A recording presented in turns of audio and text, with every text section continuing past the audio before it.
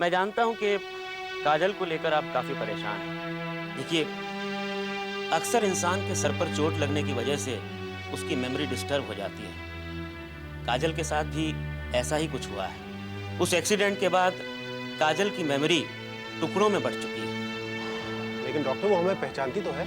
Well, मैंने ये नहीं कहा है कि काजल अपनी याददाश्त पूरी तरह से खो चुकी है। उसे जो कुछ भी याद है, टुकड़ों में याद है। यानी कि कुछ याद है, कुछ याद नहीं है। दरअसल इस तरह की कंडीशन को मेडिकल टर्म्स में पार्शल एमनेसिया भी कहते हैं। कभी-कभी ऐसे में पेशेंट को 10 साल पुरानी बात तो अच्छी तरह से याद रहती है, लेकिन एक दिन पहले की बात भूल जाता है। यहाँ तक देखा गया है कि कुछ पेशेंट्स 5 दिन पहले की बात याद रख लेते हैं, 3 दिन पहले की बात याद रख लेते हैं, मगर इन बिटवीन चौथे दिन की बात उन्हें याद नहीं आती। तो इस बीमारी का कोई इलाज है? मिस्टर खन्ना, पहले तो ये समझ लीजिए कि ये कोई बीमारी नहीं है। It is accidental lapse of memory. जिस तरह वक्त के साथ साथ बड़े से बड़ा घाव भर जाता है, ठीक उसी तरह समय के साथ साथ काजल को सब कुछ याद आ जाएगा। वेल, लेकिन इसके लिए हमें ऑब्जर्वेशन के लिए उन्हें कुछ दिन अपने अस्पताल में रखना होगा। हो सकता है कि किसी अच्छे साइकेट्रिस्ट से भी कंसल्ट करना पड़े। काजल को हम घर कब ले जा सकते हैं? बहुत जल्द, कुछ और टेस्ट करने के बाद। ओके?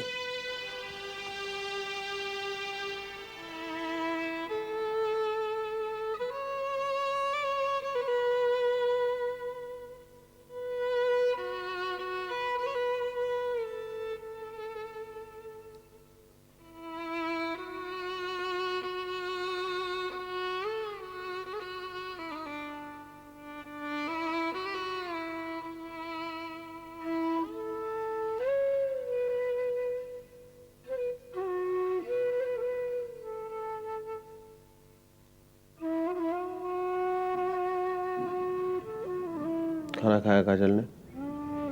खा लिया, लेकिन मुझे उसे प्रॉमिस करना पड़ा कि आप दोबारा हॉस्पिटल नहीं आएंगे। नीरज भैया, वो डरती है कि कहीं हॉस्पिटल के माहौल में आपको परेशानी ना हो।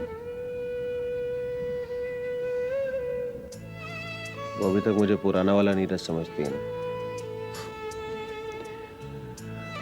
अच्छा है, कम से कम ये तो नहीं जानती कि हमारा बच्चा नहीं रहा। कहाँ पहुंच गए? नीरज भैया, आप कल से यहीं पर हैं। घर जाकर थोड़ा आराम कर लीजिए। मैं ठीक हूँ यहाँ पे अभी।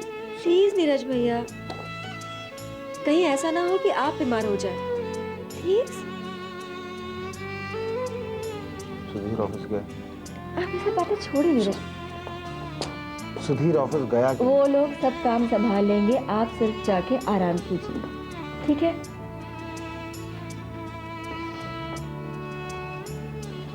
काजल वो ठीक है। ठीक है। और मैं यहाँ हूँ ना, मैं कहीं नहीं जाऊंगी उसको छोड़ के। मैं आता हूँ थोड़ी देर। हाँ?